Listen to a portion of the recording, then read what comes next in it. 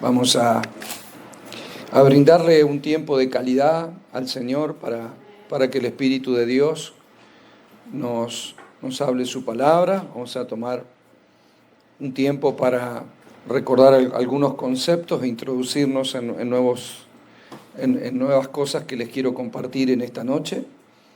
Y tratemos de enfocarnos en nuestro corazón, ¿verdad? Para que Dios obre y vivifique su palabra, usted debe saber que el Señor busca corazones dispuestos. Y Jesús dijo claramente que había 4 clases de corazones diferentes.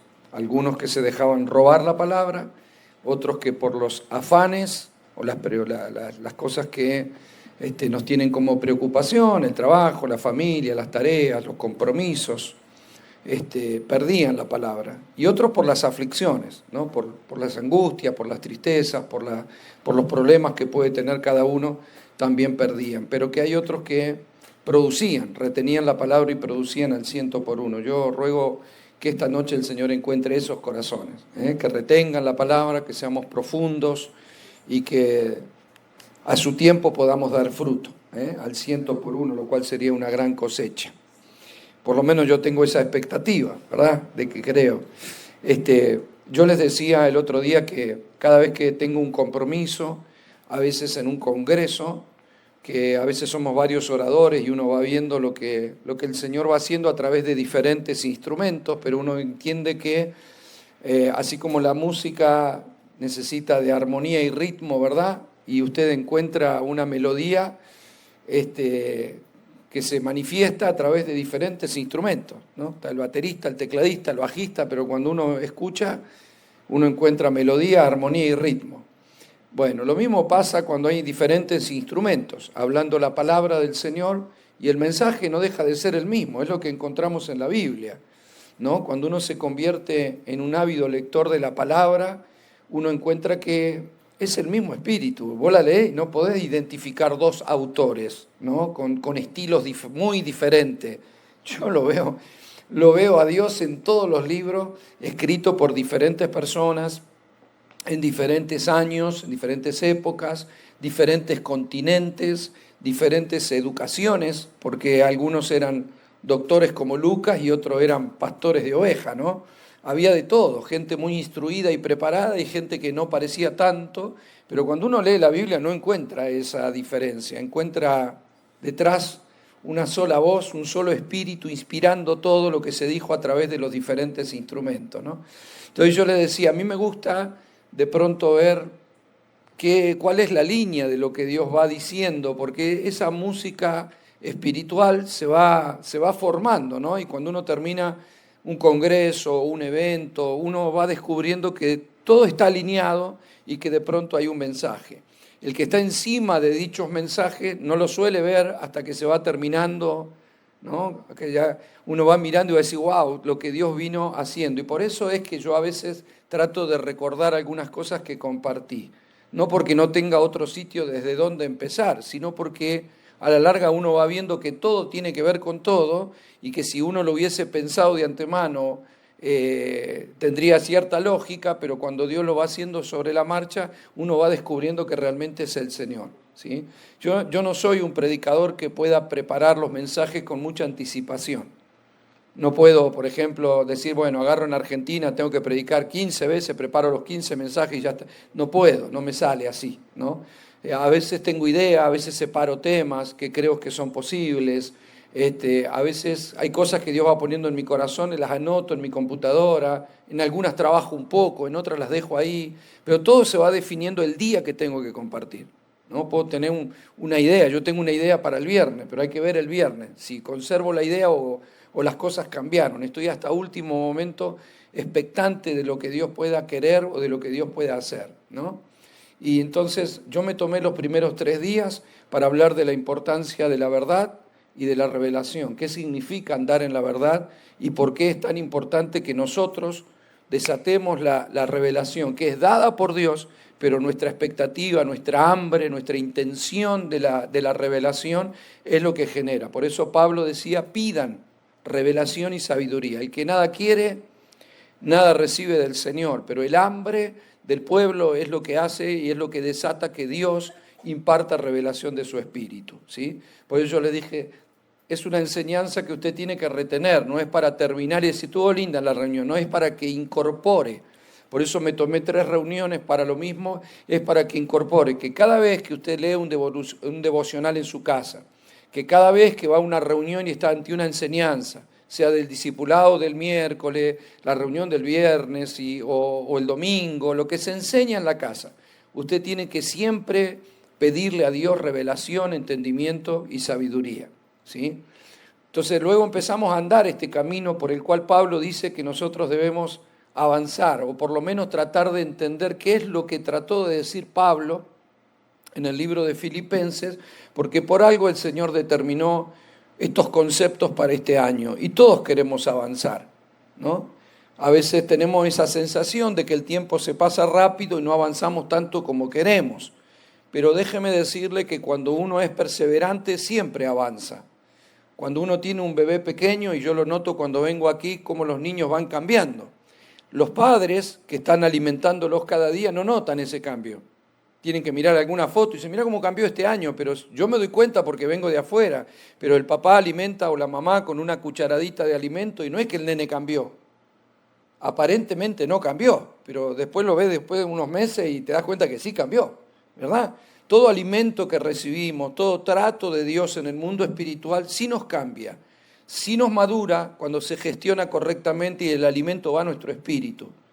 Cuando entendemos que los procesos no son para detener nuestra marcha, sino que son para edificarnos. Todas las cosas nos ayudan a bien porque nos ayudan a crecer. Las presiones producen poder cuando vienen de parte del Señor, ¿sí? Entonces uno tiene que estar atento a eso, y hay ciertas cosas que Pablo dijo, como por ejemplo, no detenerse ante ciertas cuestiones, renunciar a todo patrón de religiosidad que opera en nuestra conciencia, renunciar a todo lo que es la justicia propia, el creer que esto se edifica con nuestras obras para Dios y no con la vida de Dios obrando en nosotros. La tercera cosa que Pablo dijo que debía frenar que estaba dispuesto a renunciar, eso era la conformidad. Él no quiso conformarse, no importa lo que había visto ni las experiencias que había tenido, sino que creía que había mucho más de Dios para su vida, ¿no? Y otra cosa a la que él renunció es a detenerse. Pablo no quiso detenerse, sino que dijo prosigo, ¿sí? Y él tenía esa expectativa de agarrar aquello por lo cual fue agarrado por Cristo Jesús. Luego hablamos del propósito, dijimos que todos tenemos planes, que todos tenemos objetivos en la vida, que no está mal, pero que el propósito eterno de Dios es superior a todos los planes y todo aquello que nosotros podamos tener, ¿sí? Hablaba justamente esta semana con un hermano que se dedicaba a hacer tatuajes, que era la verdad, está en Europa, él está en Bélgica, estuvimos hablando estos días y él me decía que le costó mucho porque él estaba en un ambiente muy difícil de artistas, con más de 1 millón de seguidores en Instagram, un hombre muy conocido, pero que él se da cuenta que Dios le dice que tiene que salir de ahí. Cuando él se convierte, Dios lo saca de eso. Y entonces, claro, de pronto se encontró de ganar muchísimo dinero a perder lo que él hacía, a dejar todo, el ámbito, los amigos, el trabajo. Fue un impacto muy grande para él ese cambio. Sí, fue un sacrificio grande. Otros no notan tanto, pero al final hay una decisión que todos tenemos que tomar, porque él descubrió que naturalmente tenía planes de crecer en su negocio, tal vez de abrir nuevos negocios, de crecer en su trabajo, en su capacidad que tenía para hacer sus tatuajes y todas esas cosas, pero él entendió que había un propósito superior, que había un propósito de parte de Dios. Entonces, incluso ha escrito un libro contando la trastienda que hay detrás de eso y todo lo diabólico que puede haber detrás de eso, ¿no? Es decir, no porque todo sea lo mismo, sino porque él vivió en el trasfondo malo, ¿no? Vio lo oscuro de eso, y entonces él advierte, ¿no? Él sabe que hoy en día hay muchísima gente que va a las iglesias y que ya llegan con su tatuaje y algunos se lo hacen, pero él advierte de cuidado porque no todo es lo mismo, cuidado, no todo es igual, y está enfocado en eso. Lo que quiero decirle es que cambió sus planes por el propósito. Lo que quiero decir que él iba para camino a Damasco y terminó en otro lado, ¿verdad? O sea, porque Dios te cambia los planes cuando vos lo conocés, y los planes que se conservan son los que son aprobados, ¿no? Aquello que le presento a Dios, y ya no elijo como me parece, sino lo que Dios quiere, ya no quiero lo que gano con mi fuerza, quiero lo que viene de parte de Dios. Entonces pasamos de los planes al propósito. Tocante a esto vimos que el libro de Proverbios dice: muchos son los planes en el corazón del hombre, mas el propósito de Jehová se cumplirá. Vimos que Él nos escogió a nosotros y nosotros no lo escogimos a Él, libro de San Juan 15, 16. Y luego vimos que Él ha preparado, en Efesios 2 dice que Él ha preparado obras de antemano para que nosotros andemos en ellas. La pregunta que yo les hice son: ¿estamos transitando las obras que Él preparó o estamos haciendo obras propias?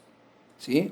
No vamos a ser infalibles en esto, se lo quiero aclarar. No es que todo lo que hacemos es porque Dios lo programó. No, todos vamos a seguir haciendo algunas cosas que nacen en nosotros y Dios permite eso. No es que no somos robots, que no puedo moverme sin que Él diga muévete. No, no, no.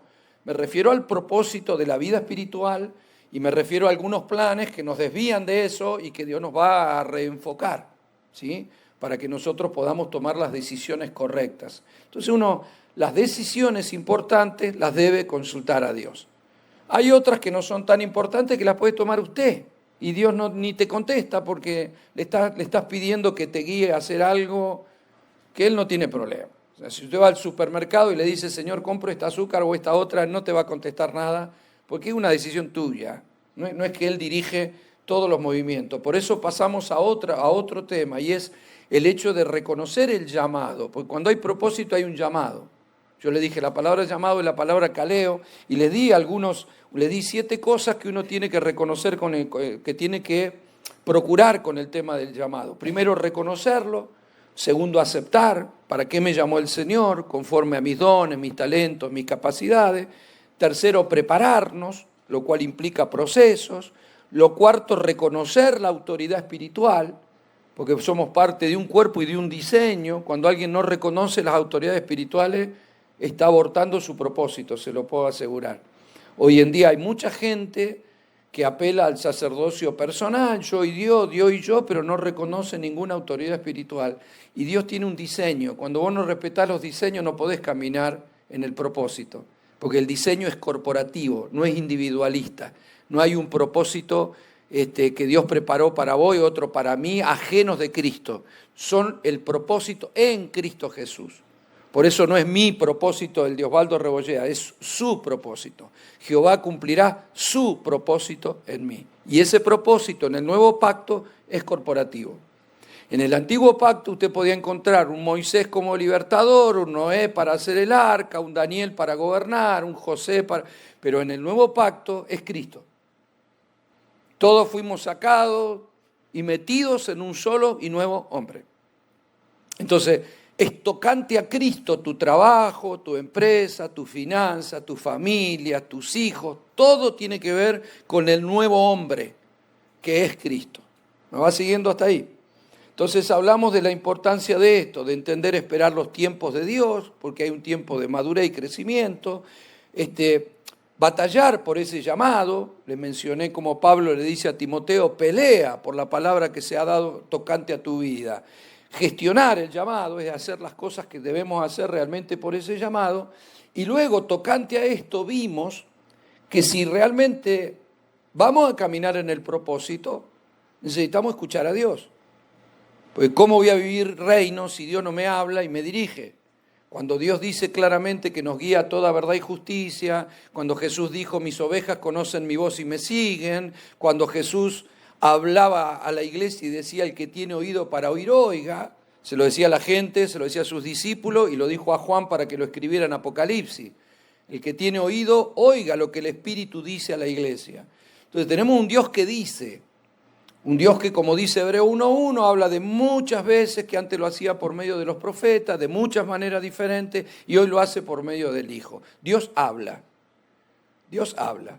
Les mencioné la enseñanza que yo había dado de cómo escuchar la voz de Dios, las diferentes maneras en las que Dios habla. Lo vimos, ¿no? Ya vimos ese tema de la enseñanza. Pero luego hablamos el domingo de la importancia de tener cuidado, no hacer hablar a Dios cuando no habla, no pensar que todo lo que me viene al corazón o a la cabeza lo dice Dios, no usar el nombre de Dios en vano, ser temeroso de esto y darnos cuenta si las cosas que digo, que Dios me dijo, producen un resultado, si no solo es el resultado de mi imaginación. ¿Sí? Porque hay gente que dice, Dios me dijo, Dios me dijo, Dios me dijo, y cuando vos mirás su vida, está peleado, o sea, tiene malas relaciones familiares, no, tiene malas relaciones con los amigos, a veces tiene mal carácter, no estudia, no trabaja, es impuntual, es informal, no tiene resultados, pero dice que Dios le habla. Si Dios te habla, se tiene que ver el resultado. ¿Sí? Hace poco hablaba con un intercesor y hablábamos sobre los actos proféticos, ¿no? Yo creo que si Dios me dice que haga algo, yo estoy dispuesto a hacer, se los comenté el otro día, estoy dispuesto a hacer lo que Dios diga, pero después quiero ver el resultado. Porque cuando se hacen actos proféticos y después no ve ningún resultado, estuvimos haciendo cosas de tonto en el mundo invisible y al final nada de eso fue. Bueno, de la misma manera tiene que haber fruto si hay algo que Dios te dijo que tenías que hacer. ¿Estamos bien hasta ahí? Luego de ver eso, el mismo día yo les hablé de los riesgos de no consumar propósito y le mencioné a algunos personajes bíblicos, ¿no? Le dije que, bueno, hay un riesgo de pensar diferente a Dios y le mencioné a Adán. Le hablé del riesgo de la falta de interés y le mencioné a Giesi, ¿no? Que en lugar de buscar la unción quería los regalitos y en lugar de haber recibido una doble porción de Eliseo terminó leproso. Le mencioné el riesgo de un enfoque equivocado. Usted lo puede mirar al joven rico, ¿verdad? Que pobre joven rico, se enfocó en la riqueza y no siguió a Jesús, creo que se la perdió. La falta de interés, usted lo ve a Esaú, ¿no? Que vendió la primogenitura por un plato de guiso. Les mencioné el no aceptar consejos sabios de parte del Señor por medio de los canales que Dios ha establecido. Y por eso vimos a Roboam, hijo de Salomón, el hombre más sabio del mundo, que se comportó como un tonto y perdió todo. Y vimos a Demas, porque dijimos que el amor por uno mismo o el amor por el sistema nos pueden sacar del propósito. Y por último también vimos el no tener como revelación con quién estamos caminando, y le puse como ejemplo a Judas. Le digo que de cada uno de estos puntos encontrás varios personajes bíblicos para ejemplo, ¿no? De lo bueno, de lo malo, de lo que se perdieron, de los errores que cometieron. Pero bueno, el más notorio tal vez puede ser Judas, ¿no? Que estuvo con Jesús 3 años y no tuvo discernimiento, no tuvo la capacidad de ver realmente con quién estaba. Y de pronto también usted encuentra en Judas todas las demás cosas. Pensó diferente a Dios. Eso es lo que tiene el personaje de Judas, ¿no? No valoró lo que tenía porque Dios le había prometido a los apóstoles 12 tronos y no le dijo 11 menos 1 para porque este es un perdido. No, hablándole a los discípulos, antes que Judas lo traiciona, él prometió 12 tronos y Judas nunca recibió un trono, la verdad. Entonces no valoró, ese sí que vendió la primogenitura por 30 monedas, estuvo desenfocado, no escuchó consejo. Bueno, todos los puntos en Judas se cumplen. Así que ya sabemos lo que implica perder su propósito, ¿sí? Entonces yo les dije a usted, ¿estoy hablando de salvación? No, estoy hablando de propósito, de aquello que vamos a dar cuenta. Todos vamos a presentarnos delante del tribunal de Cristo para poder dar cuenta de lo que hemos hecho estando en este cuerpo, sea bueno o sea malo. Y aquellas cosas que hicimos, que Dios no nos dijo nada o no consultamos, las emprendimos por nosotros mismos, son aquellas obras que Pablo dice que serán probadas por fuego, porque son sobre edificación. Yo edifiqué, pero se me ocurrió hacer algo más. Dios me dijo que venga a este país y yo fui a 7 más. Bueno, todo lo que se me ocurra a mí, ¿sí? Todo lo que yo asume, eso es sobre edificación. Bueno, eso será probado por el fuego, para probarlo a ver si es piedra preciosa, oro, heno, hojarasca. La hojarasca es basura. Se quema con el fuego la basura, ¿verdad? Las hojas también se queman. El oro no, se purifica. Las piedras preciosas, inmutables. Entonces usted va a saber que si las piedras preciosas tienen que ver con aquello que el Espíritu estaba probando y que de pronto estaba detrás de todo eso, el oro tiene que ver con la divinidad, las hojas con usted sabe que las hojas tienen que ver con el hombre, con lo perecedero del hombre. Es la vida del árbol que se seca y muere. Así somos nosotros, como un árbol que se seca y muere. Entonces son hojas humanas que Dios no va a aprobar y se queman con el fuego. Y hay otras que son basura, eso ya ni vida tiene. La basura no proviene de un árbol, es basura, ¿sí? Entonces Pablo es duro cuando dice esto, pero todos debemos saber que vamos a ser evaluados por lo que hicimos estando en esta vida. Por eso es bueno invertir bien tiempo, propósito, potencial en las cosas que valen, porque nuestra recompensa será eterna. Y Dios promete recompensas eternas en las Escrituras. Ahora usted me dirá, bueno, yo lo que hago no lo hago para recibir a cambio de nada. Bueno, quiero decirle que Pedro le dijo a Jesús, nosotros hemos dejado todo para seguirte, ¿qué vamos a recibir? Y Jesús no dijo, Pedro, qué vergüenza, qué interesado que sos. Le dijo, no, 100 veces más en esta vida y después la vida eterna. No tuvo problema. De hecho, Dios mismo habla de las recompensas. Él mismo nos alienta con que habrá recompensa para todo el que haya hecho algo para Él, incluso dar un vaso con agua a un hermano, a un ministro, a quien sea. ¿Me está siguiendo, iglesia preciosa? Volvamos al pasaje porque ahora les quiero hablar de dos dimensiones que hablé el primer día, pero que hoy quiero profundizar en esto. Filipenses 3:12, vamos a volver ahí, solo a modo de recordar y refrescar la Escritura. Dice, no que lo haya alcanzado ya, Filipenses 3:12. Pablo dice, yo todavía no lo alcancé y todavía no soy perfecto, sino que prosigo para ver si logro hacer aquello de lo cual fui también asido por Cristo Jesús. Hermano, yo mismo no pretendo haberlo ya alcanzado, lo vuelve a repetir, pero una cosa hago, olvidando ciertamente lo que queda atrás y extendiéndome a lo que está delante, prosigo a la meta, al premio del supremo llamamiento de Dios en Cristo Jesús. Extraordinario, todo eso lo hemos visto. Es extraño, sí, cómo comienza la siguiente frase. Así que todos los que somos perfectos, esto mismo sintamos, y si otra cosa sentís, esto también lo revelará Dios. Esto es, ¿por qué digo que es raro? Porque él acaba de decir que no es perfecto y que no lo alcanzó. 3 versículos después dice, nosotros los que somos perfectos, ¿no? Es como, parece que hubiera una contradicción. No es una contradicción, son dos dimensiones diferentes. Y quiero meterme en esto para que pueda usted entender y comprender lo que Pablo está planteando según lo veo yo. Y a mí me parece tan profundo y tan extraordinario que el último libro que publiqué habla de esto. Yo el primer día les hablé de un evangelio hacia la cruz, orientado hacia la cruz, y un evangelio vivido desde la cruz. ¿Por qué digo que son dos dimensiones? No es para incluir una palabra que suene más espiritual, la dimensión de... No. La palabra dimensión, si usted la busca en el idioma, no sé cómo será la palabra en inglés, ¿no? Que se refiere respecto de la dimensión, pero habla de una medida, de una magnitud, de un espacio. No sé cuál es la mejor traducción, pero es un espacio que se ocupa y que algo está ocupando. Hay una dimensión. Por ejemplo, si alguien viene y dice, ¿cuál es la dimensión de este local? Le vamos a decir cuántos metros tiene, de ancho, de largo y de alto, porque las dimensiones de este lugar son así. Como todo lo que está dentro del lugar se mueve y varía, por eso estoy hablando de dimensiones y no estoy hablando de medidas.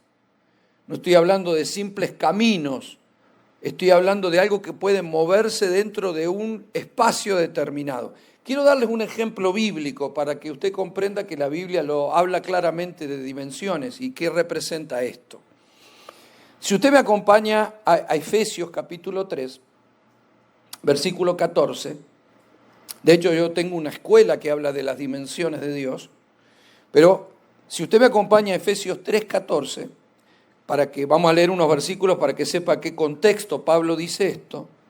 Dice, por esta causa doblo mis rodillas ante el Padre de nuestro Señor Jesucristo. Sí, Pablo dice, por esto yo oro a Dios. Esto es una oración apostólica. Él te está diciendo cuál es el motivo por el cual se arrodilla a orar. De quien toma nombre toda familia en los cielos y en la tierra, para que os dé, conforme a las riquezas de su gloria, el ser fortalecidos con poder en el hombre interior por su espíritu. Lo que está diciendo Pablo es que yo oro para que el Señor te dé poder espiritual, que te fortalezca espiritualmente. No está hablando de fortalecer la carne, no está hablando de fortalecer el alma, está hablando de fortalecer el hombre interior, nuestro ser interior, por el Espíritu Santo. ¿Quién hace la tarea esa? El Espíritu Santo. ¿Sí? Para que habite Cristo por la fe en vuestros corazones, a fin de que arraigados y cimentados en amor, es decir, fundamentados en el amor de Dios, los cimientos, los fundamentos, parados sobre eso, seas plenamente capaces de comprender con todos los santos cuál sea la anchura, la longitud, la profundidad y la altura, y de conocer el amor de Cristo que excede todo conocimiento. Eso es una dimensión, eso no es una medida. Cuando Pablo está hablando de la anchura, diría así, la anchura, extendería mis brazos, esta es la anchura, la longitud, cuál es el largo de este salón, la longitud, la profundidad y la altura. Ahora, ¿a qué se refería Pablo? ¿A un salón? No, al amor de Dios.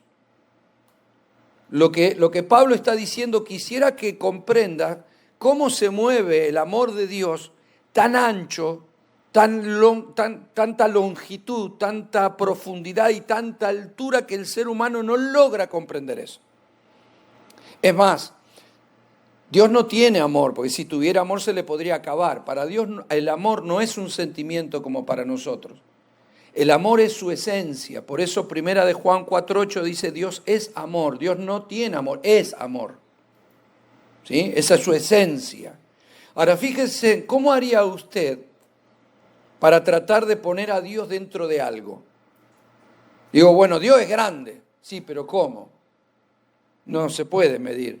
De hecho, si usted dice, si va a la Biblia, dice que no hay ninguna casa hecha con mano humana en la que Él pueda habitar. O te dice que el cielo es su trono y la tierra el estrado de sus pies. ¿Usted cómo mide eso? No se puede. Lo que Pablo te está diciendo es, a ver, ojalá Dios te fortalezca en el espíritu para comprender que la anchura, la longitud, la profundidad y la altura del amor de Dios es inigualable, incomparable y excede todo conocimiento. En otras palabras, no se puede conocer. ¿Y por qué digo que el amor de Dios se mueve dentro de lo que Pablo plantea como una dimensión? Porque nosotros no lo vemos siempre al amor como nosotros pensamos. Nosotros tenemos un ser querido al que amamos y vamos a tratar de evitarle una aflicción. Dios te puede mandar por un camino de aflicción. Nosotros no dejaríamos que un hijo nuestro vaya a la cruz, el Padre sí, no es que lo ama menos, es que su amor es diferente. Yo no entiendo eso. No entiendo el amor cuando me deja solo. No entiendo el amor cuando paso una aflicción, un diagnóstico contrario o pierdo un ser querido. No entendemos nosotros eso. Porque de pronto le pedimos, oh Señor, no lo permitas, Padre, no lo permitas, te lo pido en el nombre de Jesús, orá, ayuná, y pasó. No es que no te escuchó, no es que no te ama, es que era necesario que lo pasaras, aunque ahora no lo entendiera, en la eternidad entenderá, y Dios no tiene apuro para explicarte, quiere que confíes en su amor. No te lo va a explicar, tal vez puede que alguno le hable rápidamente y puede que alguno no explica las cosas, entonces uno queda con esa incertidumbre de que si en realidad me ama o por qué permitió lo que permitió. Y mucha gente duda del amor de Dios. No se olvide usted que Pablo le está hablando a una iglesia perseguida. A una iglesia que, a ver, vos te convertías al cristianismo, seguías a Cristo y de pronto te encontrabas con que mataban a tu familia o mataban a tus hijos y después te perseguían para matarte. Y vos decís, ¿cómo? Porque nosotros tenemos el concepto, Dios no lo va a permitir, hermano. Y hay que ver qué es lo que va a permitir y qué es lo que no va a permitir. Hay cosas que sí permite, lo que no puedo yo es dudar del amor de Cristo. Entonces Pablo lo que está planteando es cuando la dimensión del amor donde Dios se mueve para ti es más grande, mayor revelación tendrás en el hombre interior de lo que Dios está haciendo. ¿Sí? Dios no se mueve aquí adentro. Yo puedo tener mente de que Dios se mueve aquí adentro, como Abraham, que estaba dentro de su tienda y miraba a su mujer estéril y decía, ¿cómo voy a tener un hijo? Dios lo saca de las dimensiones de la tienda y le muestra las dimensiones del cielo. Le dice, así será tu descendencia, como las estrellas del cielo. Cuéntala si podés. Imagínese usted a Abraham. 1, 2, 3, 4. No puedo. Es más, si lo hubiese intentado, porque ese día no había muchas estrellas en el cielo, que seguramente sí, pero si lo hubiese intentado, el Señor le dijo, y serán como las arenas del mar. Ya, fuiste. Anda a contar la arena. ¿Verdad? Son dimensiones inimaginables. Lo que le estaba diciendo Dios a Abraham es, yo no me voy a mover en lo que vos estás pensando. Vos estás pensando en un hijo, en 4 nietos o 5 nietos. Bueno, yo no estoy hablando de eso, yo estoy hablando de algo que te excede. Porque si Dios te dice que va a tener hijos como la arena del mar, vos decís, ¿cómo? No, no es posible. Olvídalo. Ya encima tengo 100 años, olvídalo. Ahora, Dios está hablando de otra dimensión. ¿Comprende por qué uso la palabra dimensión, verdad?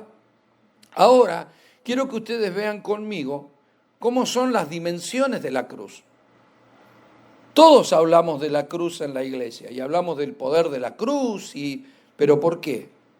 ¿Por qué hay poder en un instrumento de muerte? ¿Por qué el símbolo del cristianismo, a diferencia de cualquier símbolo de cualquier religión, es un instrumento de muerte? ¿Por qué, sabiendo que Cristo fue a la cruz y que nosotros no tenemos que ir al Calvario ni a Jerusalén ni nos van a poner clavo en las manos, qué implica tomar la cruz cuando vive una gracia en la que ya hizo Él todo y está consumado?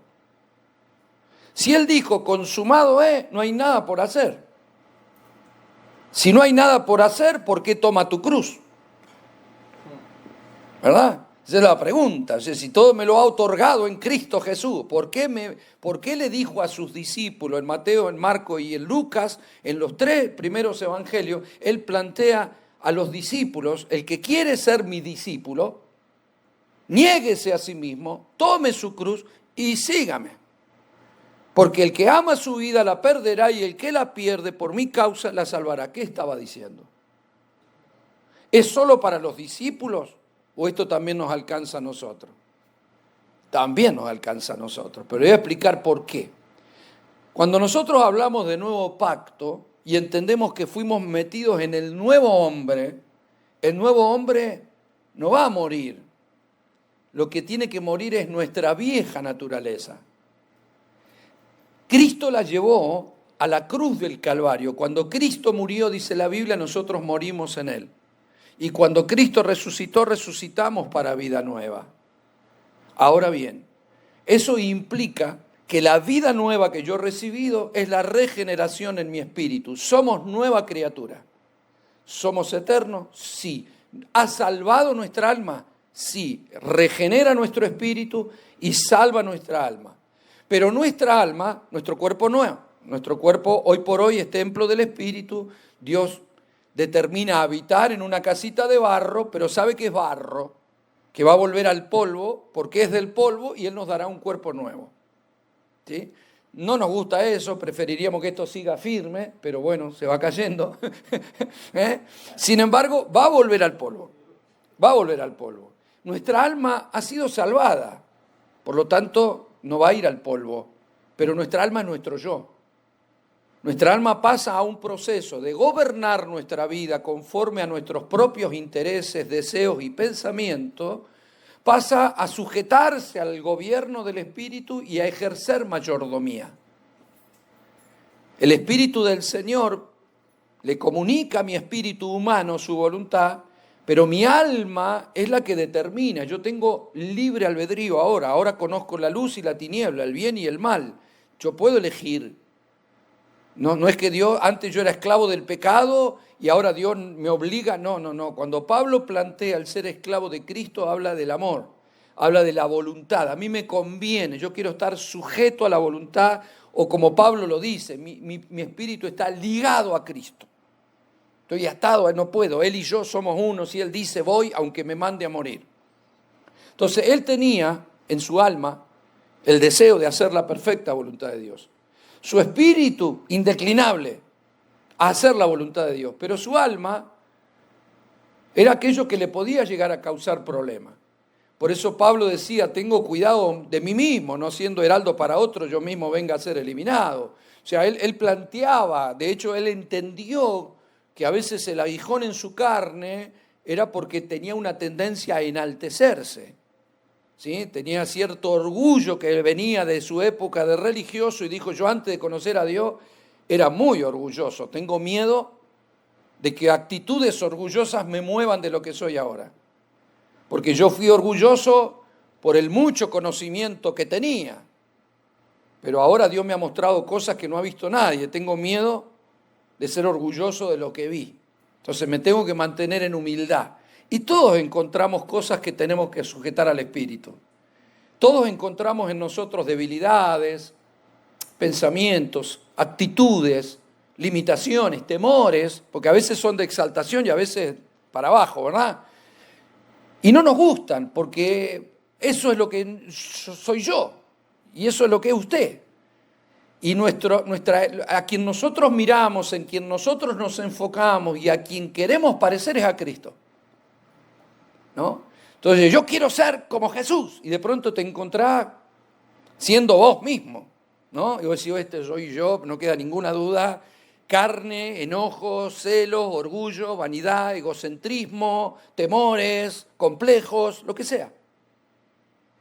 Por eso, acá es necesaria la cruz como un instrumento de muerte a mi yo. ¿Sí? Eso no significa literalmente que Dios quiera matar mi alma. Lo que quiere matar es el gobierno que mi alma ha establecido. Mi alma ha estado entronada. Si usted mira en el Antiguo Testamento, sombra del Nuevo Pacto, usted sabe que en el Nuevo Pacto el rey es Cristo, ¿verdad? El rey de reyes, porque somos nosotros reyes y sacerdotes en él.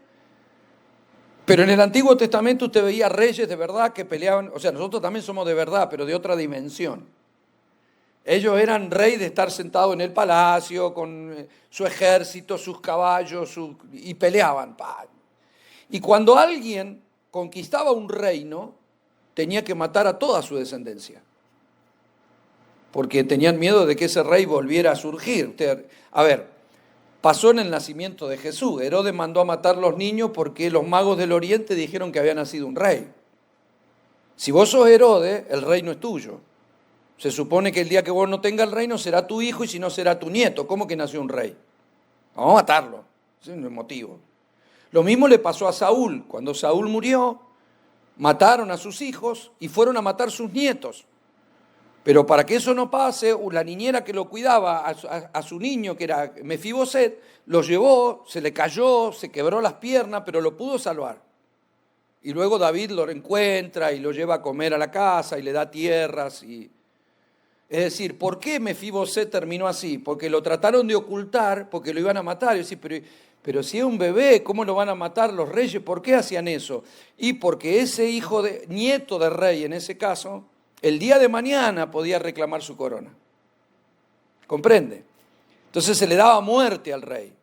¿Quién ha gobernado tu vida? Porque ahora sos rey en la dimensión del espíritu, pero ¿quién ha gobernado tu vida? Vos mismo.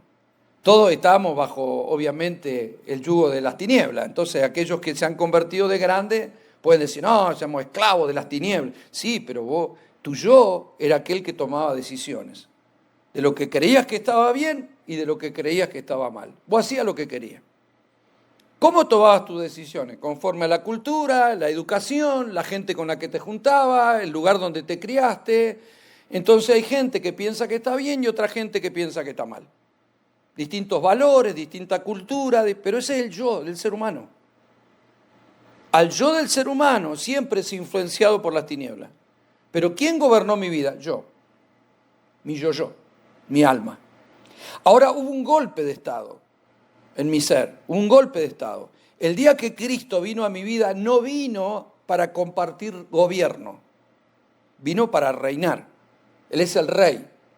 No vino para salvarme y quedarse a ver qué quiere hacer Rebolleda, que yo lo voy a ayudar a Rebolleda en todo lo que emprenda. No vino a preguntarme qué quiero hacer, vino a decirme lo que Él quiere. Él gobierna y Él es rey. El problema es que mucha gente no le da lugar a su gobierno. Sí, yo sé que Dios quiere que vaya para el sur, pero se va para el norte. Sí, yo sé que Dios quiere, pero no le hace caso. No le hace caso.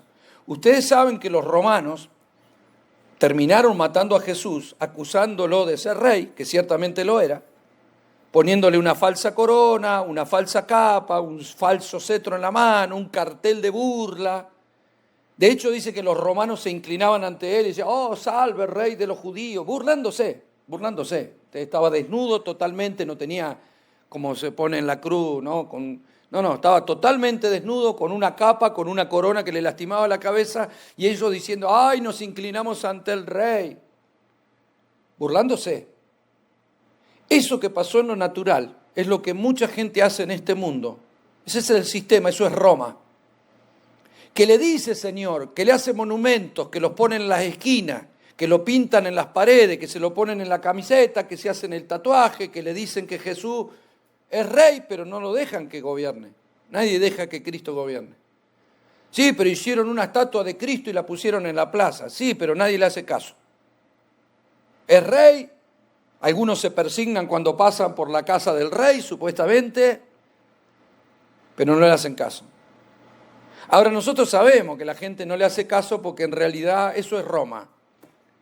Eso es Babilonia, ese es el sistema, los dioses son otros, los demás se burlan de la fe.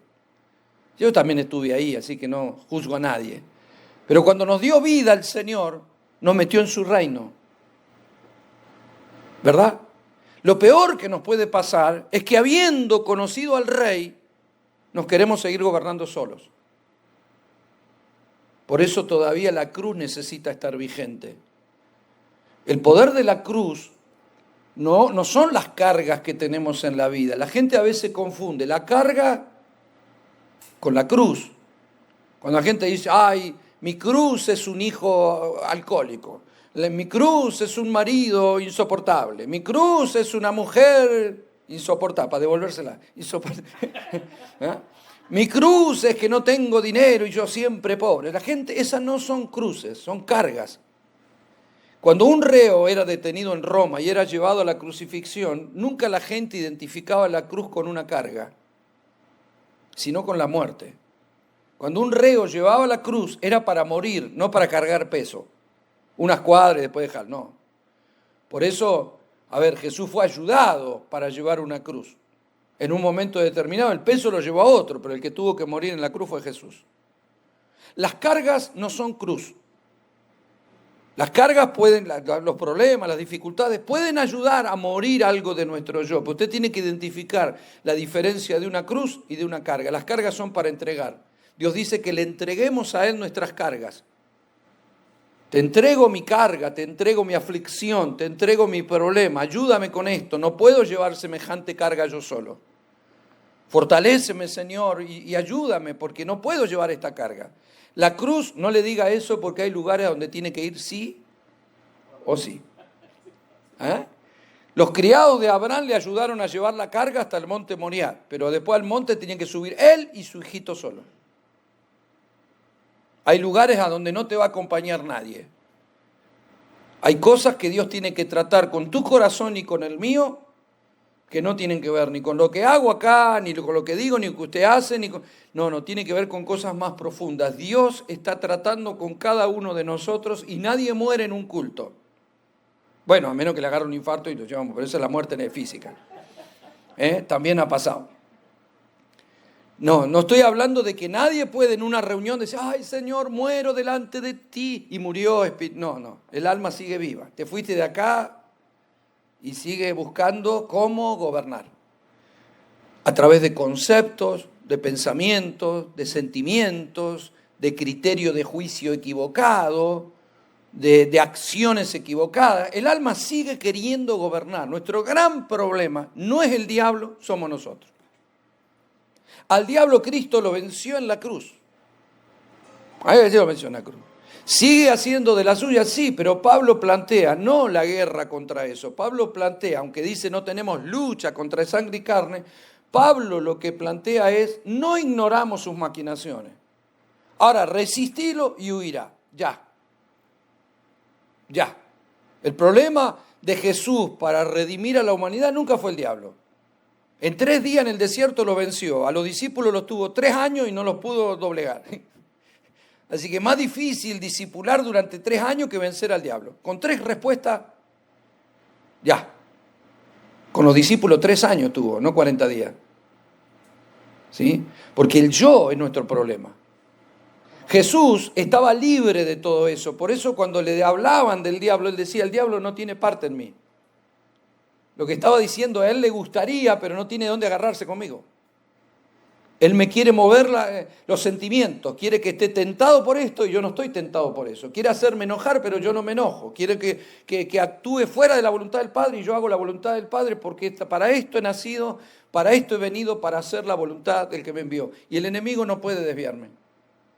Entonces, si alguien gritaba, oh, hijo de David, ¿a qué has venido? Si no tenía que conocerse en ese momento que él era el Hijo de Dios, le decía, cállese esa boca, a los chanchos. Es el mismo asunto. No, nunca fueron un impedimento para su ministerio. No pudieron impedir los demonios que Jesús fuera a Jerusalén. Al contrario, pensó el diablo que estaba ganando y se encontró perdiendo por goleada. Las tinieblas pueden intentar lo que quieran con la iglesia, pero Jesús fue claro que las puertas del infierno no prevalecerán, o las puertas de la muerte no prevalecerán contra la iglesia. ¿Sí? Entonces, en Cristo somos más que vencedores. Ahora, hay veces que Dios tiene que vencer las fortalezas de nuestra alma. Él nos ama, pero nos lleva por ese camino en el cual tenemos que ser conscientes de que hay cosas que debemos cambiar. A menos que hayamos llegado, ¿no? Por eso Pablo plantea, no que yo ya sea perfecto ni que lo haya alcanzado. Tengo mucho por cambiar. Ahora después el mismo Pablo se ve en Cristo y dice, nosotros los que somos perfectos. Le repito, no es una contradicción, son 2 dimensiones. Cuando Jesús predicaba, mucha gente lo seguía.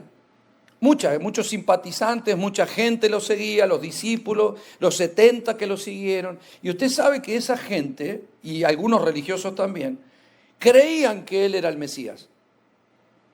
Creían que él podía ser el Mesías, porque andaba como 70, como Moisés. Había mucha identificación con algunas cosas. Los religiosos extremos, como los fariseos, no creían que él fuera, porque no aceptaban ni que pudiera venir de Nazaret, ni aceptaban de pronto de que fuera hijo de carpintero y que fuera un hombre común.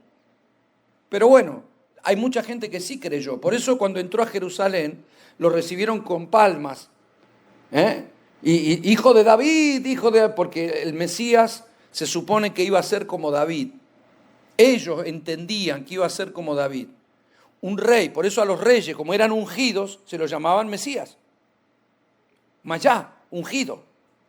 David fue un ungido, Saúl fue un ungido. Ellos esperaban al ungido de Dios, que venga a reinar, porque cuando vos lees la Escritura dice que va a venir a reinar y que los va a librar. Entonces ellos esperaban como nación, porque Israel había sido, por orden de Dios, una nación que tenía que separarse de las naciones paganas. Entonces ellos esperaban el Mesías para ellos. Por eso los religiosos dicen, no puede estar hablando como una samaritana, no puede estar hablando con una cananea, no puede ir a la casa de un romano. El Mesías tiene que estar con nosotros, israelita, judío, tiene que estar acá con nosotros. Muchos le creyeron, lo recibieron, porque en esa época Israel estaba bajo la opresión de Roma y ellos estaban torturados con Roma. Entonces ellos querían ser una gran nación libre otra vez. Y sabían que el Mesías podía traer restauración. ¿Me va siguiendo hasta ahí? Entonces la gente lo seguía. Y cada vez lo seguía más gente. Incluso sus 70 discípulos, los 12. Pero Jesús empezó a enseñar que le era necesario padecer y morir. Y ahí perdió la popularidad. Porque, estamos esperando un rey que nos libere de Roma y que nos haga ser una gran nación.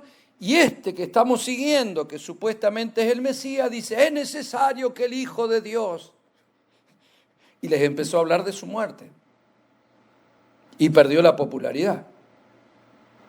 Entonces, los discípulos no le siguieron. Bueno, los 70, ¿verdad? Que se fueron porque no les gustó el mensaje que dio, de comer mi carne y beber mi sangre, y ya empezó a hablar de lo que vendría y de la muerte y de los padecimientos, y mucha gente dejó de seguirlo. El sistema es así. O sea, el sistema quiere los campeones del mundo, no quiere ni segundo, ni tercero, ni mucho menos que vas a perder. O sea, quiere ver que sos un triunfador. Y ellos esperaban al Mesías y Jesús dijo que iba a morir. Entonces muchos no quisieron andar por él. Y ahí, en ese contexto, es donde Jesús dice, el que quiera seguirme, tome su cruz, niéguese a sí mismo. Porque el que quiera salvar la vida la perderá, pero el que me siga por causa del Evangelio, ese la salvará. Les empezó a pegar en el mero centro de sus pensamientos. Les estaba diciendo, yo no te estoy llevando al éxito del campeonato mundial ahora. Puede que tengas que padecer, puede que los enemigos se vuelvan los de tu propia casa, puede que te aborrezcan y que se peleen con vos y que tengas problemas con tu familia. Pero si me amás a mí menos que a tu familia, no podés ser mi discípulo. O sea, le estaba haciendo un desafío extremo. Le estaba diciendo, nada puede oponerse a donde yo te llevo. Si vos pretendés preservar algo de eso, no podés ser mi discípulo. Entonces alguien decía, no, pero tengo a mi papá enfermo, déjame que lo entierre, y deja que los muertos entierren a los muertos, y tú sígueme. Así, pero si era el buen pastor, ¿cómo le va a decir así? Es que te está hablando de un corte. A ver, no te está invitando, ni está proponiendo meterse en nuestra vida para celebrar nuestros emprendimientos, ni está invitándonos a meternos en un ámbito mejor, sino en un ámbito de reino. Puede que sea mejor. Lo que pasa es que a veces nosotros no nos damos cuenta. Es decir, usted puede haber nacido acá o nació en otra nación y se vino a vivir a los Estados Unidos, pero hay hermanos nuestros que hoy están muriendo en otro país. ¿Por qué? Por ser cristiano. Esta semana me mandaron un videíto de un cristiano, un hermano nuestro, que lo metieron en un tambor y lo prendieron fuego. Y él con el fuego hasta acá gritaba y gritaba, y es una cosa horrible ver eso. ¿Por qué le pasó? Por ser cristiano. Esta semana me mandaron un video de pastores con su congregación cantando en una iglesia totalmente quemada, destruida, donde no quedó nada. Y ellos se sentaban en unos tronquitos y estaban algunas partes de las paredes nada más, y se veía parte de la plataforma, todo lo demás había sido quemado y mucha de la congregación murió. Y ahí adentro estaban haciendo culto otra vez. Cuando no nos pasa, cuando venimos en nuestro auto con aire acondicionado y llegamos y nos tomamos un cafecito y tenemos equipo de sonido y aire acondicionado, pero no es que somos malos, no, es lo que nos tocó, pero no dejemos de pensar que algunas personas al convertirse a Cristo en Medio Oriente, rodeados de musulmanes o lugares donde de pronto saben que si manifiestan que son cristianos los van a matar. Ha sido así toda la historia del cristianismo. Ahora, que yo haya sido criado, está bien, que tenga la fortuna de pronto de que tenemos de disfrutar de algunas cosas, no las vamos a desaprovechar, las vamos a vivir y sin culpa. Pero tenemos que saber que a veces ser invitados al Evangelio de Dios implica todo. Y que hay gente que realmente lo tiene que dar todo. Jesús los estaba invitando a dejar su familia si era necesario, su prestigio si era necesario, sus proyectos si era necesario, la residencia si era necesario y su propia vida si era necesario. ¿Qué te estoy pidiendo? Todo, le decía Dios. Todo, le decía Jesús. No algo. No algo. Todo te demando. Así comenzó la iglesia. Así fue en el primer siglo. Y siempre, nunca dejó de ser así. Que hoy tengamos la libertad, que usted puede salir con una Biblia como esta y usted se puede volver a su casa con una Biblia acá. En otro país te matan por hacer eso. Te matan por reunirte en un salón con otros hermanos, no están pudiendo reunirse. Te matan por solo decir que sos cristiano y a esos lugares van misioneros.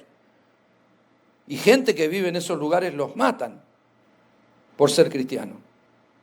Entonces nosotros, entendamos que lo que estamos debatiendo a veces, para ellos sería una gran vanidad, para nosotros puede ser un problema, pero a veces nosotros nos debatimos entre el tiempo que tengo y el tiempo que no tengo para ir. ¿no? No, porque no puedo, o porque los chicos, o porque la casa, y está bien si yo eso lo reentiendo. Ahora ellos, el problema no es los chicos se los matan. El problema nuestro es con quién lo dejo. Pero no estoy minimizando, no estoy diciendo esto para que nos sintamos mal. O sea, a ver, si yo puedo venir en avión desde Argentina, no voy a venir nadando para sacrificarme. No, me voy a sentar en el avión tranquilo para venir, pero tenemos que saber que hay gente que no tiene nada de eso. Igual le siguen, igual le honran, igual caminan, igual van y a costo de sus propias vidas. Y le digo esto para que usted no lo imagine como algo que pasó en el primer siglo. Sigue pasando. Sigue pasando. A ver, cuando estuve en España el último viaje, fuimos a una ciudad bastante antigua, muy linda, tenía muchas cosas históricas, pero entré a un museo de la Inquisición. Ellos están con los españoles, la Iglesia Católica y la historia de la Inquisición española.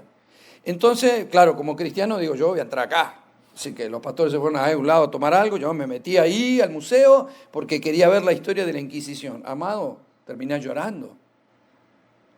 Cuando vos ves los elementos de tortura para hermanos nuestros, que por conservar la verdad, por tener un fragmento de la Escritura o por seguir a Cristo terminaban como terminaban. No, las torturas, no, usted no puede creer. No, ¿para qué le voy a contar? Búsquelo en Wikipedia. Una cosa aberrante y espantosa. No dice, menos mal que vivo en esta época. No, menos mal que podemos tener libertad en algunos países y todavía disfrutar esto. ¿Qué pasaría si se termina? ¿Qué pasaría si no pudiéramos?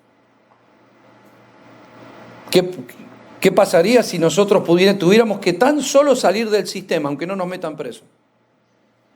Porque la Biblia dice que no nos dejemos poner una marca sin la cual no podemos comprar ni vender, ¿sí o no? Y hasta ahora todos podemos tener un dinero, pero usted sabe que todo se está digitalizando. En España se votó una ley, en el último viaje que yo estuve, para que en el 2029 se sacaran los billetes de circulación, solo va a quedar la moneda virtual.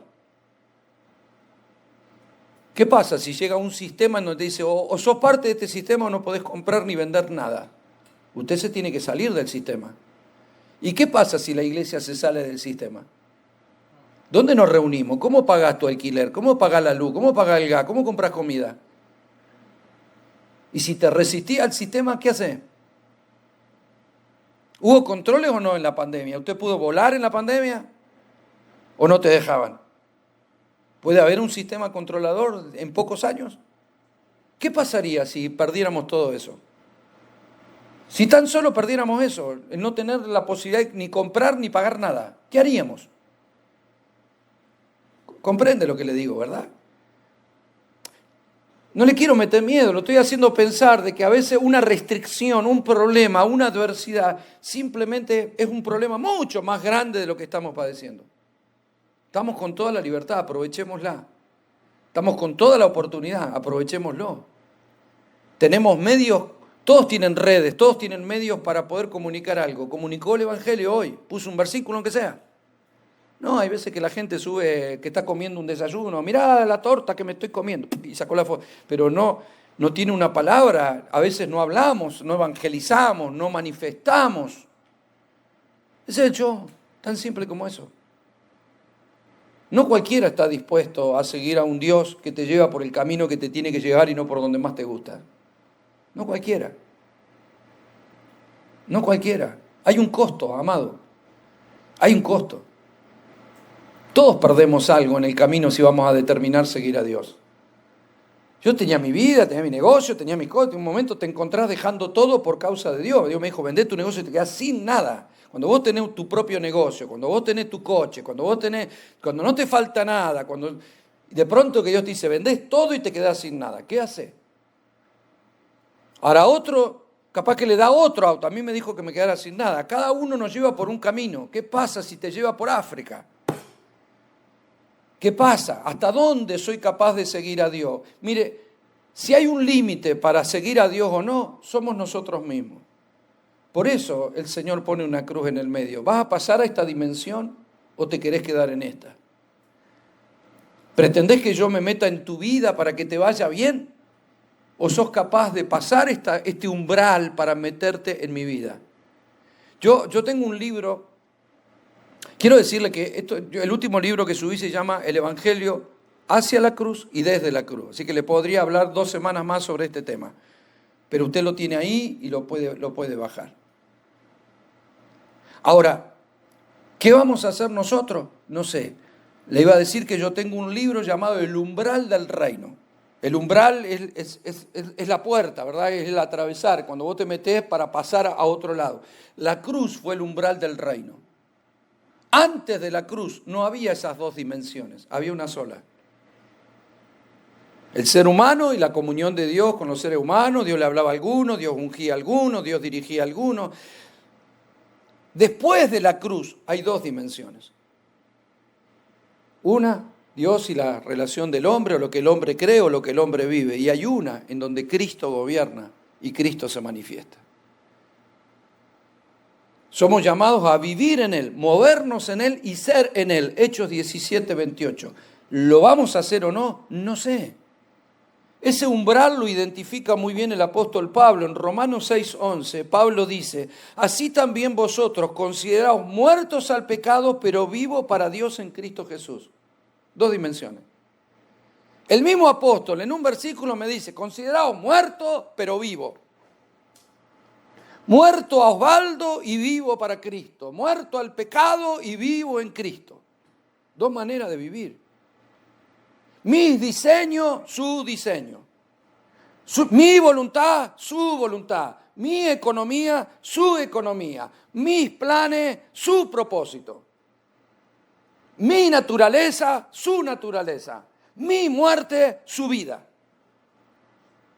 Mi pobreza, su riqueza. Mi maldición, su bendición. ¿Dónde voy a vivir?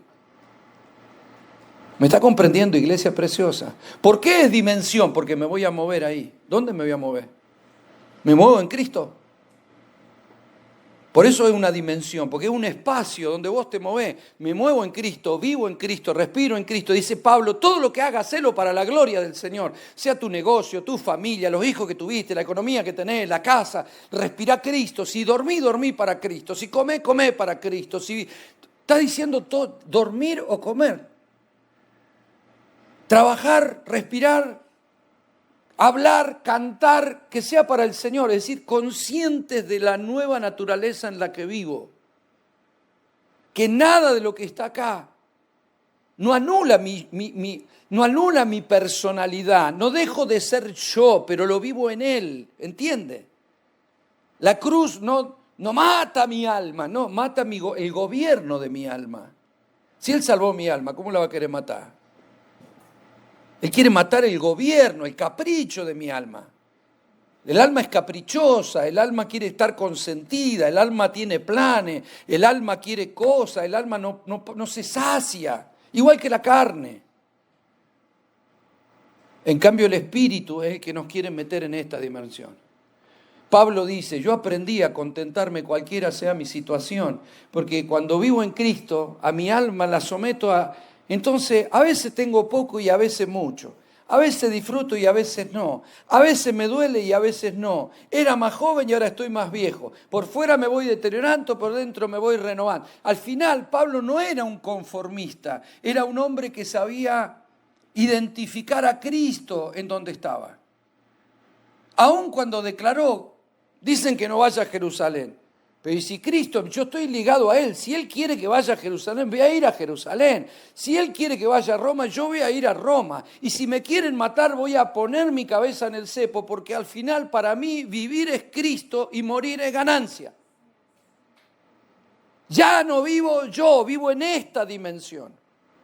Y usted dirá, bueno, pero todavía Pablo seguía siendo Pablo. Sí, pero él se identificaba. O sea, tengo cuidado, me pongo acá, me obligo a meterme acá. Porque usted no encuentra su propia limitación. De pronto escuchamos una palabra de fe, ¿y quién es el que pone límite? El alma. El alma. Son 2 dimensiones.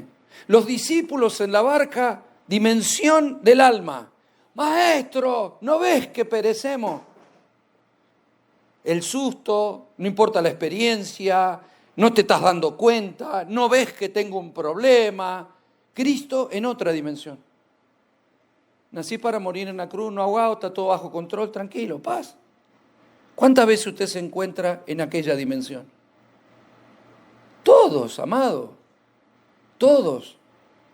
Yo a veces he venido en el avión y te empieza a sacudir más de lo debido y ya abrí los ojitos grandes y si no los cerraba así, porque vos venís a cumplir una misión de Dios y decís, pero a estos bichos se les paran los motores y no te podés bajar a empujar. Se cayó y se terminó el asunto. Entonces todos nos encontramos ahí, porque ahí está la inseguridad del alma.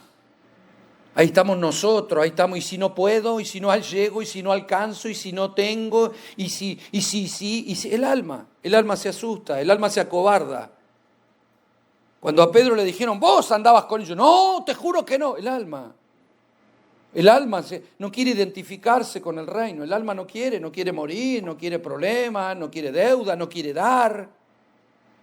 Tu espíritu no tiene problema para dar una ofrenda, tu alma es la que tiene problema, empezá a sacar cuenta. Así somos. Por eso Dios dice, negá a tu alma. No escuches a tu alma, escucha al Espíritu del Señor. Niégala para que no tenga gobierno. No es que no existe, sujetala. Que sea un administrador fiel, conforme a lo que Dios dice, y que se ponga de acuerdo, no a la carne, sí al Espíritu. Por eso Pablo dice en Romanos 8, ya lo vamos a ver, no satisfagáis los deseos de la carne, porque estos se oponen a los del Espíritu. Y hay un umbral ahí, la cruz.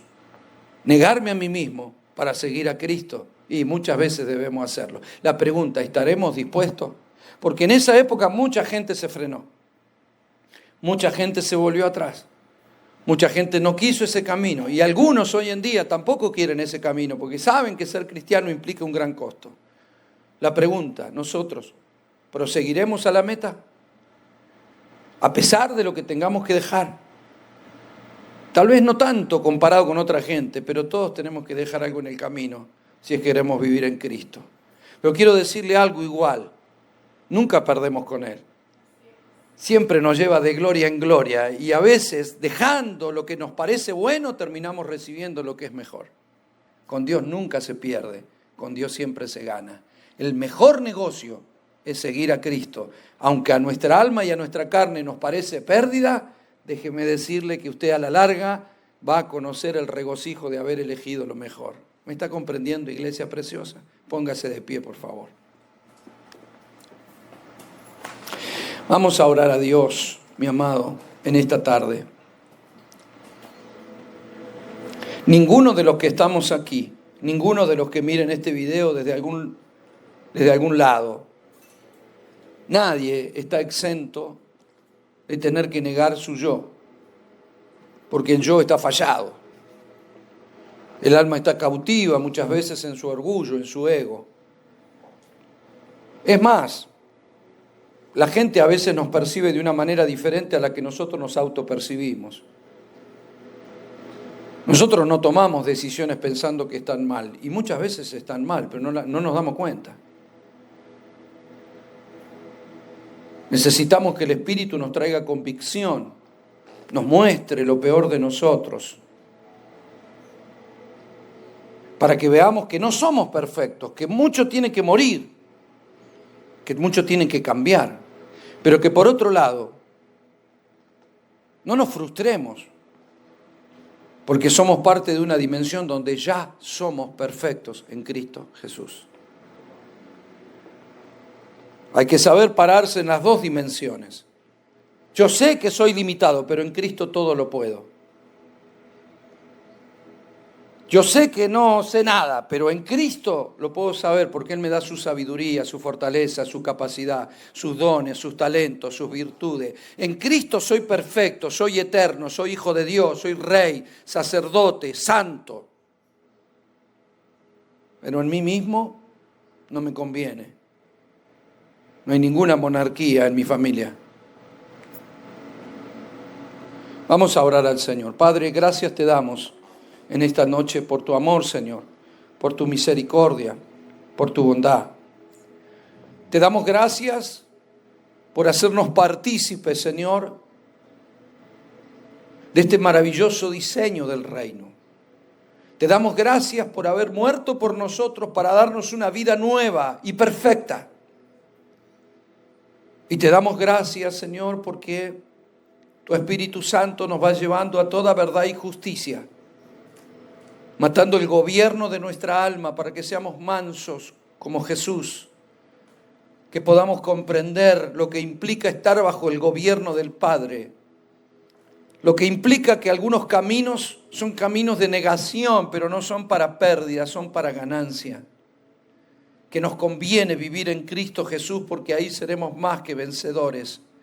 Que nos conviene morir a nuestras limitaciones, renunciar a nuestro orgullo, a nuestros pensamientos, a nuestro ego, a nuestras vanidades, a nuestros temores, a nuestra timidez, a nuestras limitaciones, para poder vivir en la plenitud de Cristo Jesús. Padre, te damos gracias. Esta oportunidad es maravillosa y vale la pena.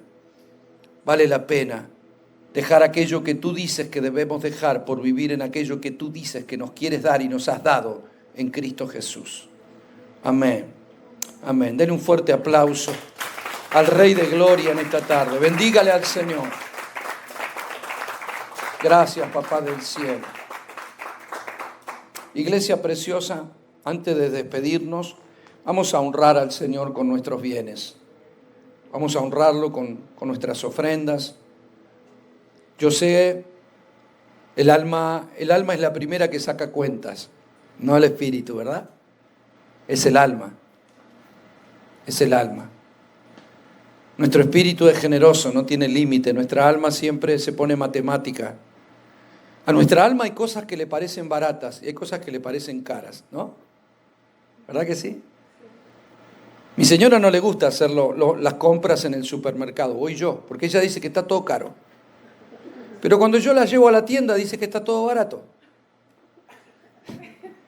La llevo a la zapatería y dice, qué barato que este. Yo digo, pero es carísimo, es barato, es un calzado, te dice, de cuero. Me acompaña al supermercado una latita de arvejas, qué caro, dice. Bueno, dice, pero esto uno lo puede ponérselo muchas veces, esto se lo come y desaparece. Su alma dice que la mercadería, la comida es cara. Entonces ella dice, no voy yo porque me amargo con gastar mucha plata en el supermercado. Pero la tienda me pone feliz, dice. No sé cómo esa administración rara. Entonces el alma a veces se entristece por una ofrenda y se alegra cuando la gasta para ir a comer. Porque no importa, fuimos. No pagamos caro, pagamos 30 por cabeza. No, comida espectacular comimos. Pero una ofrenda, el alma dice 3, ya es caro. Comprende lo que le digo, ¿verdad? No dejemos que el alma decida. No dejemos que el alma decida. Busquemos en nuestro espíritu lo que Dios quiere. Y si no lo percibo, bueno, haga lo que usted bien considere en esta noche, pero téngalo en cuenta y a consideración, que el Espíritu siempre nos quiere llevar a lo mejor. Nunca el Espíritu sacará algo para que tengas menos, sino que te quiere llevar a la abundancia de Dios. Tome su ofrenda en su mano, vamos a orar. Señor, declaramos tu bendición integral sobre nuestra vida. Una bendición física, espiritual, material, donde vivimos y estamos en el reino. Si nos movemos dentro de la dimensión del reino, sabemos que la maldición es la pobreza, no la riqueza. Siempre y cuando ni la pobreza ni la riqueza nos gobierne. Tú no tienes problema con que tengamos, tú tienes problemas con que algo de eso nos gobierne. Y si el dinero gobierna nuestra vida, que es uno de los mayores enemigos, trata con eso. Porque muchos se dejan gobernar más por la billetera que por el corazón. Señor, que podamos ser gente llevadas a una dimensión de tu abundancia y de tu bendición, de lo que tú tengas. No estamos pretendiendo la vanidad, estamos pretendiendo propósito y recursos para avanzar en ese propósito. Padre, te damos gracias porque lo creemos en el nombre de Jesús. Amén. Amén.